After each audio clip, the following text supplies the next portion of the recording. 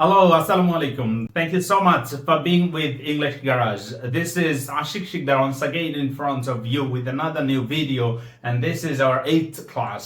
আজকে অষ্টম ক্লাসে যুক্ত হয়েছি এবং গত ক্লাসে যা নিয়ে আলোচনা করেছিলাম দ্য ইয়েস্টারডে রুল, আজকে সেটার দ্বিতীয় পার্ট নিয়ে আলোচনা করছি। দ্বিতীয় পার্টে আজকে একদম প্র্যাকটিস বেসড আমরা একটা বিষয় দেখব যে গতকালের কথাগুলো যেটা আমরা শিখেছিলাম, কি কি শিখেছিলাম। আপনার এর আগের ক্লাস যদি কমপ্লিট করে থাকেন তাহলে আপনার মনে থাকার কথা যে আমরা যখন কোনো একটা বাক্য নিয়ে কথা বলি সেই বাক্যটা তিন ভাবে বলে থাকি: বর্তমান, তারপরে হচ্ছে অতীত, আর একটা হচ্ছে ভবিষ্যৎ, সামনের দিকে। সো এই তিনটা ভাবে যখন কথা বলি, আমরা অতীত নিয়ে কথা বলেছিলাম গত ক্লাসে, যেটাকে আমরা নাম দিয়েছি দ্য ইয়েস্টারডে রুল। সেটাতে আপনি খুব সুন্দর করে দেখেছেন আমরা যখন এখানে সাবজেক্ট নিচ্ছি I, we, you, he, she, they, it and someone's name, এরপর আমরা কি নিচ্ছি? একটা অ্যাকশন নিচ্ছি। সেই অ্যাকশনটা কি? যেমন আমরা বলেছিলাম আই প্লে ক্রিকেট অথবা আই প্লে ফুটবল। এটাকে আমি যখন পেছনের কথা বলছি, গতকাল আমি ফুটবল খেলেছিলাম, আই প্লেড ফুটবল ইয়েস্টারডে, এখানে শুধুমাত্র ইডি যুক্ত হচ্ছে। সেটাকে কিভাবে আমরা প্র্যাকটিস করতে পারি চলুন দেখি। আপনি যদি চিন্তা করেন পুরোটা সময় জুড়ে গতকালের কথা বলবেন, তাহলে কিভাবে হতে পারে? গতকাল আমি রাস্তায় হাঁটছিলাম, গতকাল আমি আমার মায়ের সাথে কথা বলেছিলাম, গতকাল আমি ভাত খেয়েছিলাম, গতকাল আমি অফিসে গিয়েছিলাম, অফিস থেকে এসে আমি আবার বাসায় কাজ করেছিলাম। এরকম কথাবার্তা যদি গতকালের কথা আপনি বলতে যান, মূলত এটা স্টোরি টাইপ হয়ে থাকে। আপনি যখন কোনো একটা স্টোরি টেলিং এর দিকে যাবেন, কি হবে? স্টোরি টেলিং এর ক্ষেত্রে আপনি দেখবেন যে পেছনের কথাই সব হচ্ছে। Once upon a time there was a farmer and the farmer had a goose. এই যে ফার্মারের একটা কি হাঁস ছিল, গোল্ডেন গোজ। আমাদের সেই গল্পটা মনে থাকার কথা, ওই গল্পটা নিয়ে আমরা অন্য একদিন কথা বলবো। সো সেই স্টোরি বলতে গেলে আপনি কি করবেন? দেখবেন যে সব এরকম ইডি যুক্ত যে শব্দ রয়েছে, অবশ্যই সেই শব্দগুলো হতে হবে কি অ্যাকশন অথবা ভার্ব হতে হবে। আমরা জানি অ্যাক্টর, অ্যাকশন এবং কি রিসিভার অথবা অবজেক্ট বসিয়ে বাক্য তৈরি করতে পারি। সেখানে আপনার যে অ্যাকশনটা রয়েছে সেই অ্যাকশনের শেষে ইডি যুক্ত হয়ে পাস্ট ফর্ম হয়ে থাকে। নর্মাল যে ভার্বগুলো রয়েছে সেগুলো ইডি যুক্ত হয়, এবং কিছু অ্যাবনর্মাল শব্দ রয়েছে যেই শব্দগুলো ভার্ব অবভিয়াসলি, বাট সেটাকে কি করতে হয়? একটু অন্যভাবে পাস্ট ফর্মে নিয়ে যেতে হয়। যেমন গো এর পাস্ট ফর্ম কি? ওয়েন্ট। ওকে, গো ওয়েন্ট। তারপরে হচ্ছে কামের যদি আপনি চিন্তা করেন, কামের হয় কাম, কেইম, কাম। ওকে, সো এইভাবে আপনি খুব সুন্দর করে জানেন, এটা আপনি অনেকভাবেই চেষ্টা করেছেন আশা করছি। অথবা রাইটের কথা যদি চিন্তা করেন, ওকে, রাইট, রোড, এরকমই তো হয়, তাই না?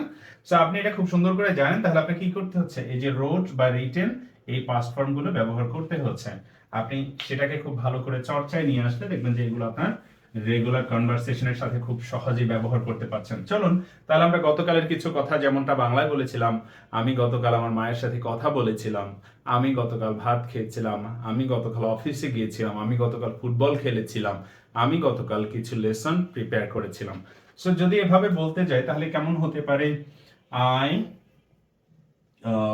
Played football yesterday. ওকে, এটা হতে পারে সকালে। অথবা I went to a gym, এই যে গো এর কথা বলেছিলাম, I went to a gym.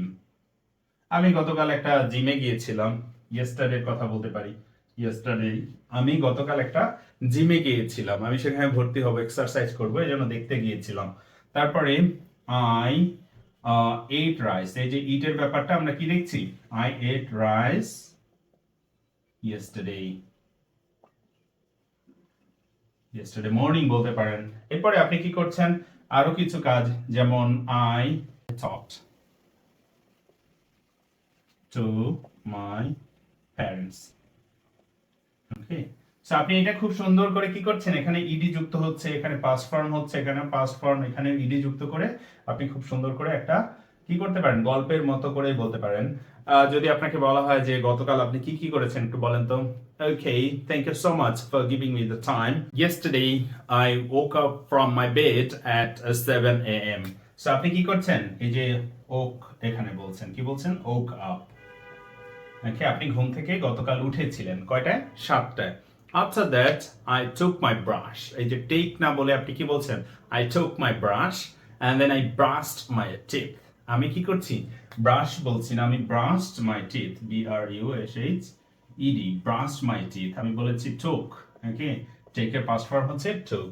So I brushed my teeth, then I freshen up myself. এই যে fresh এর past form কি হচ্ছে? Freshen up, FRESHEN, freshen up myself, okay? And then I prepared myself. এই যে কি বলছেন? I prepared myself. আমি প্রিপারেশন নিয়েছিলাম অথবা আমি আমাকে তৈরি করেছিলাম। Prepared, okay? So I prepared myself to go my office. আমি অফিসে যাওয়ার জন্য আমাকে তৈরি করেছিলাম। I took my breakfast and then I arrived at my office. That was about 9 a.m. আপনি 9টার দিকে কি করছেন? অফিসে পৌঁছেছেন। I arrived. কি বলেছেন? Arrived. এই যে এটা past form. এরপর আপনি কি বলছেন? And then I completed some other tasks at my office and then returned. ওখান থেকে ব্যাক করেছি, রিটার্ন করেছি বা ঘুরে আবার বাসায় এসেছি। I returned to my residence at 7 p.m. Okay, আপনি 7টার সময় বাসায় এসেছেন। Then I freshen up myself again and then I took my laptop. আমি যে আবারও বলছি, I took my laptop and then I had some study materials that I took and I studied till 9 p.m.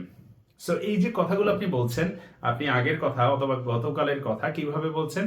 সবখানে ED যুক্ত করছেন এবং যে আমরা অ্যাকশনটা নিয়েছিলাম সেই অ্যাকশনে কি করছেন? পাস্ট ফর্মটা ব্যবহার করছেন। এই পাস্ট ফর্ম ব্যবহার করে দ্য ইয়েস্টারডে রুলের ভিতরে আপনি এটাকে খুব সুন্দর করে নিয়ে আসতে পারছেন। সো আশা করছি আপনি এটা খুব সুন্দর করে আপনার বাসায় চর্চা করছেন, একই সাথে আপনার বন্ধুর সাথে আপনি গতকালের কথা বলতে গেলেও এটাকে খুব সুন্দর করে নিয়ে আসতে পারছেন। সো আজকে আমাদের এই 8ম ক্লাস এখানেই শেষ করছি।